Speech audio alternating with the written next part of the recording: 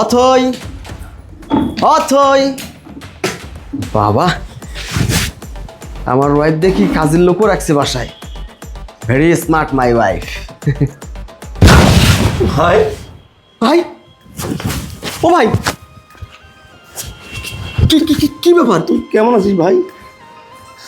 আমি তো ভালো আছি, কিন্তু তুমি কেন আমার বাসায় চাকরের কাজ করতেছো? তুমি কেন ফ্লোর মুছতেছো ভাই? ভাই রে, এটা তো আমার প্রতিদিনের কাজ ভাই। শুধু ফ্লোর মোছা না রে ভাই, বাড়ির বাজার করানো, রান্না করানো, এমনকি তোর স্ত্রী গোসল করে কাপড় চোপড় রাখে সেগুলো কাছে দেওয়ানো, আর প্রতিটা রাতে আমাকে দিয়ে তোর বউ আটো পায়। তুই আমার কোন নির্যাতনে রেখে গেলি রে ভাই? আমি এই জন্য কি তোকে মানুষ করেছিলাম? ভাইয়া তুমি সব কি কি বলছো?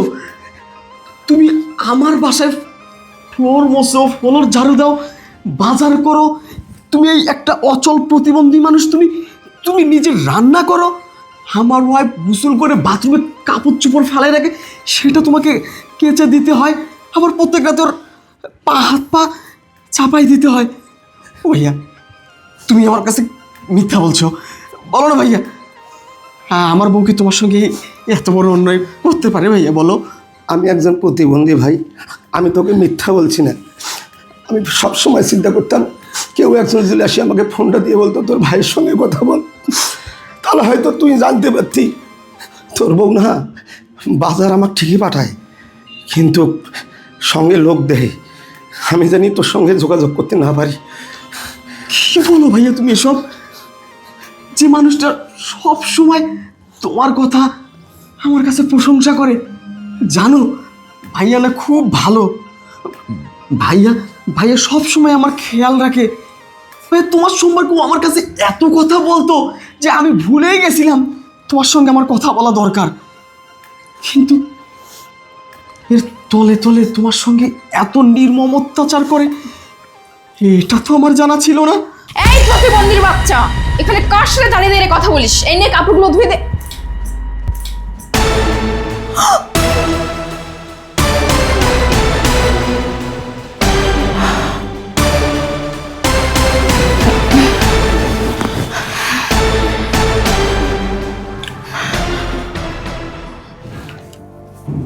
তুমি তুমি কখন আসলে?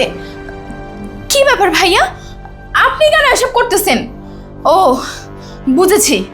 জানো আমি ভাইয়াকে কত নিষেধ করেছি যে ভাইয়া আপনি কেন এসব কাজ করেন, আপনি শুয়ে বসে রেস্ট করবেন, তা না আজকে দেখছেন আপনি রিপনের সামনে এসব কাজ করলেন। ও এখন কি ভাববে? ও ভাববে আমি আপনাকে দিয়ে সমস্ত কাজ করিয়ে নেই।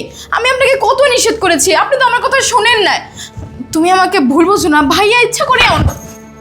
মিথ্যাবাদী, ছলনাময়ী, কালনাগিনী, খুব দারুণ অভিনয় জানিস তো তুই। মানে হ্যাঁ, কি?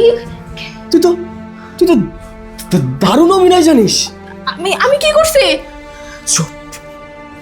ভাই, তুই তো আমার কথা দিয়েছিলি যে বিদেশে যাওয়ার পরে আমি নাকি হব এই বাসার রাজা, কিন্তু রাজা হতে পারলাম না ভাই, আমি এই বাসার চাকর। এই লেখা ছিল আমার কপালে। ভাই, ও ভাই, তুমি আমার ভুল বুঝো না ভাই, তুমি আমার ভুল বুঝো না। আমি তোমার ভাই, আমি তোমার কথা দিয়েছিলাম ভাই তুমি আমার বাসার রাজা হয়ে থাকবে, কিন্তু কিন্তু এই যে তোমাকে আমার বাসার চাকর বানাইছে ভাই, এটা তো আমি জানতাম না ভাই। ভাই তুমি আমার একটু সময় দাও, আমি দুইটা কথা বলি। রিপন, তুমি বিশ্বাস করো আমি ভাইয়ের সঙ্গে এমন আচরণ কখনো করিনি। ভাইয়া মিথ্যা বলছে। ভাইয়া আপনার সাহস তো কম না, আপনি আপনার ভাইয়ের সামনে আমাকে অপরাধী বানাচ্ছেন। তুই যদি আর একটা কথা বলিস, খোদার কসম তোকে আমি খুন করে ফেলবো। তুই আমার যে ভাইটাকে ল্যাংড়া বললি না, তুই আমার যে ভাইটাকে প্রতিবন্ধী বললি না, তুই জানিস আমার এই ভাই কিভাবে ল্যাংড়া হয়েছে, আমার এই ভাই কিভাবে প্রতিবন্ধী হয়েছে? অনেক ছোটবেলায় বাবা মা মারা যায়, ভাই আমাকে মায়ের বাপের আদর ভালোবাসা দিয়ে মানুষ করে। আমার ভাই আমাকে নিয়ে স্কুলে যাওয়ার পথে আমি ভাইয়ের হাতটা ছেড়ে দিয়ে রাস্তার মাঝখানে চলে যাই। আমার ভাই আমাকে বাঁচাতে গিয়ে আজকে নিজে প্রতিবন্ধী। আমার ভাই প্রতিবন্ধী ছিল না, সুস্থ স্বাভাবিক একজন মানুষ ছিল। কিন্তু আমার ভাই আমার জন্য আজকে প্রতিবন্ধী। আজকে এই যে ধন সম্পদ দেখতেছিস না, এসি রুমে ঘুমাস, এসি গাড়িতে চলাফেরা করিস, এটা কার জন্য জানিস? এটা কার জন্য জানিস? এই ল্যাংড়া এই প্রতিবন্ধীটার জন্য। এই ল্যাংড়া প্রতিবন্ধীটা যদি সেই সময় মনে করত আমাকেও মানুষ করে ওর কি লাভ, সমস্ত সয় সম্পত্তি স্থাবর সত্য বাবা বড় ভাইয়ের নামে দিয়েছিল। হ্যাঁ, এই প্রতিবন্ধীর নামে দিয়ে গিয়েছিল, আমার নামে কিন্তু কিচ্ছু দেয়নি। অথচ দেখ, এই বাড়ি, এই বসত ভিটা সব আমার নামে উইল করে দিছে। গচ্ছিত নিজের কিছু সম্পদ ছিল, সেটা বিক্রি করে আমাকে প্রবাসে পাঠাইছে।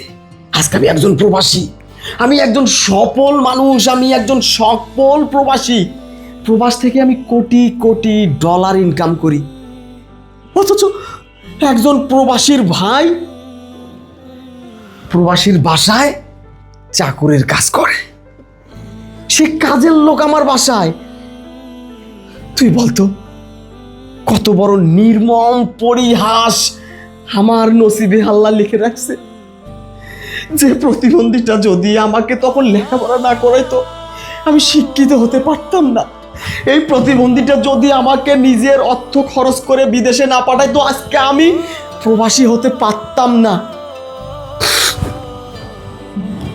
আমার ভুল হয়ে গেছে। ভুল তো তোর হয়নি, ভুল কার হয়েছে জানিস? ওই প্রতিবন্ধী ল্যাংড়াটার। আমার একটা মেয়ের সাথে সম্পর্ক ছিল, ওই ল্যাংড়া প্রতিবন্ধীটা কি বলেছে জানিস? হ্যাঁ ভাই, আমার না একটা মেয়েকে পছন্দ হয়েছে, গরিব মানুষের সন্তান। তুই তোর ভালোবাসার কথা ভুলে যা, তুই গরিব মেয়েটাকে বিয়ে কর, আল্লাহ অনেক সওয়াব দিবে। একটা নেককার কাজ হবে। অসহায় গরিব মানুষকে সহযোগিতা করলে, একটা সম্মানের জায়গা দিলে আল্লাহ খুশি হবে। আরে আল্লাহকে খুশি করতে, ন্যাংরা প্রতিবন্ধীকে খুশি করতে নিজের ভালোবাসাকে কুরবান করে তোকে বিয়ে করেছিলাম। আর সেই তুই আমার ভাইকে বাড়ির চাকর বানাইছিস। ল্যাংরা প্রতিবন্ধী বলে তাকে তুই অপমান করিস, তাকে দিয়ে বাড়ির সমস্ত কাজ করাস। আমার ভুল হয়ে গেছে, আমাকে তুমি মাফ করে দাও। আমি তোমার পায়ে পড়ি। ভাইয়া, আপনার ভাইয়াকে বলেন না, আপনার ভাইকে বলেন না, আমার ভুল হয়ে গেছে। ওগো, আমি আর এমন ভুল কোনোদিনও করবো না। মাপ তোকে আমি করতে পারি, যদি যদি আমার এই ল্যাংড়া প্রতিবন্ধী ভাই তোকে মাফ করে। আমার এই বড় ভাই যে আমাকে সন্তানের মতো লালন পালন করেছে, এখন পর্যন্ত বিয়ে করেনি, ঘর বাঁধেনি, সংসার বাঁধেনি, শুধু তোর আর আমার সুখের চিন্তা করেছে। ওই মানুষটা যদি তোকে ক্ষমা করে, তাহলে তুই ক্ষমা পাবি, তাহলে তোকে আমি কেটে টুকরো টুকরো করে ফ্রিজে ভরাই রাখবো। ভাইয়া, ভাইয়া, আমি আপনার পায়ে পড়ে। ভাইয়া, আমি না আপনার ছোট বোনের মতো, আমাকে আপনি মাফ করে দেন। আমি যা করেছি আপনার সাথে অনেক বড় অন্যায় করেছি, আমি আপনার কাছে হাত জোড় করে ক্ষমা চাচ্ছি, আপনি আমাকে মাফ করে দেন। রিপন, বলো ভাইয়া, বলো। ও তো আমার ছোট বোনের মতো, ওকে তুই ক্ষমা করে দে ভাই। আমার ভেতরে আর এতটুকু দুঃখ নেই রে ভাই, তুই আছিস, আমি এতেই শান্তি। দেখেছিস, তুই দেখেছিস মহত্ব কাকে বলে? তুই দেখেছিস উদারতা কাকে বলে? তুই দেখেছিস কলিজা কত বড় হলে এইরকম কথা মানুষ বলতে পারে? যে মানুষটাকে তুই দিন রাত চাকরের মতো কাজ করাই নিছিস, তার কাছে একবার ক্ষমা চাইছিস, সে সব ভুলে গেছে। অথরি, আমি এবারের মতো তোকে ক্ষমা করলাম। সেকেন্ড টাইম যদি কোনো দিন তুই আমার এই পিতৃ সমতুল্য বড় ভাইকে এই বিন্দু পরিমাণ অপমান অবহেলা করিস, আল্লাহর কসম করে বললাম সেই দিন পৃথিবীতে আমার চেয়ে খারাপ রূপ তোর সামনে আর কোনোটাই হয়ে দাঁড়াবে না।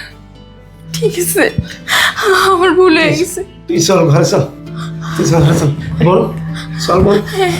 ভাইয়া চল। তোমার জন্য একটা খুশির খবর আছে ভাইয়া, তোমার পায়ের অপারেশন হবে, তুমি আবার স্বাভাবিক জীবনে আসবে, তুমি আবার সুস্থ হবে, তুমি আবার স্বাভাবিকভাবে চলাফেরা করবে। আমি হাঁটবো।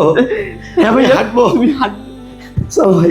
তারপর তোমার বিয়ে হবে, সংসার হবে।